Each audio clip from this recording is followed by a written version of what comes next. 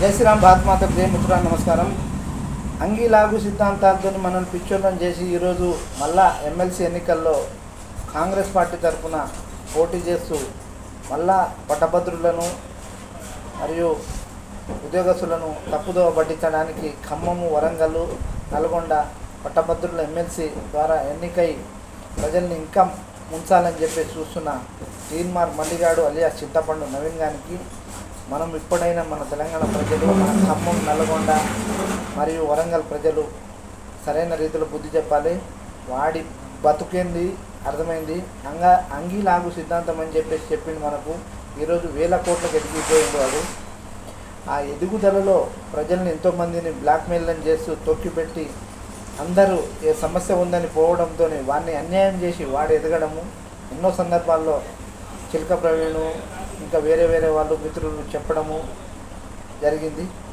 అయితే ఈ తీన్మార్ మల్లిగాడిని గతంలో ప్రజలు విశ్వసించారు, మన సహాయ సహకారాలు అందించారు.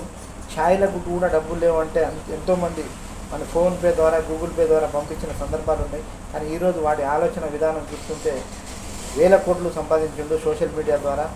వాడు చెప్పి ఇదే అంగిలాగు సిద్ధాంతంతో చెప్పిన మల్లిగాడు ఈరోజు ఏ పరిస్థితిలో ఉన్నాడు?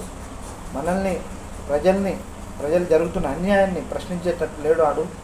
గతంలో కేసీఆర్ని ప్రశ్నించినట్టు ఈరోజు ఎందుకు రేవంత్ రెడ్డిని ప్రశ్నించలేకపోతుంది ఈ మల్లిగాడు, దొంగ మల్లిగాడు? గతంలో కేసీఆర్ వీడిని జైల్లో వేస్తే బండి సంజయ్ అన్న, ధర్మపురి అరవింద్ అన్న, అమిత్ షా గారి దగ్గర మాట్లాడి వీడిని కాపాడితే వీడు ఇప్పుడు చేస్తుంది బీజేపీ మీద దుమ్మెత్తిపోయడం. పార్లమెంట్ ఎన్నికల్లో ఇంత హెల్ప్ చేసిరుగా నాకు బీజేపీ వాళ్ళు. మోడీ గారు ఉన్న ప్రధానమంత్రిగా మళ్ళొకసారి కావాలని చెప్పి ఇంతంత కూడా కృతజ్ఞత చూపించకుండా అన్యాయంగా భారతీయ జనతా పార్టీని దూషిస్తున్న ఈ దొంగ మల్లి కానీ, చింతపండు నవీన్ కానీ మనం సరైన రీతిలో బుద్ధి చెప్పాలి. ఈసారి అవకాశం వస్తే మిత్రులారా ఖచ్చితంగా వాడిని పార్టీ ఏందని చూడకుండా వాడు దొంగ అనే సంగతి మనకు అందరికీ తెలుసు. కాబట్టి వాడిని ఖచ్చితంగా ఓడగొట్టాలి.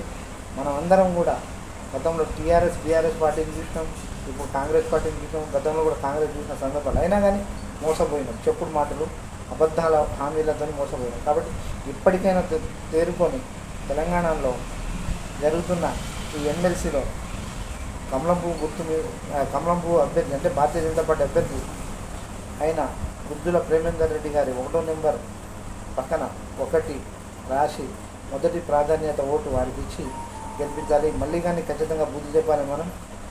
లేదంటే మాత్రం ఇంకా మనుగడ లేకుండా చేస్తాడు వీడు. గుర్తు చేసుకుని మిత్రులారా, వీని అంగిలాంగి సిద్ధాంతం ఈ దెబ్బతోని మళ్ళా మామూలు స్థాయికి వస్తే వానికి అర్థమవుతుంది.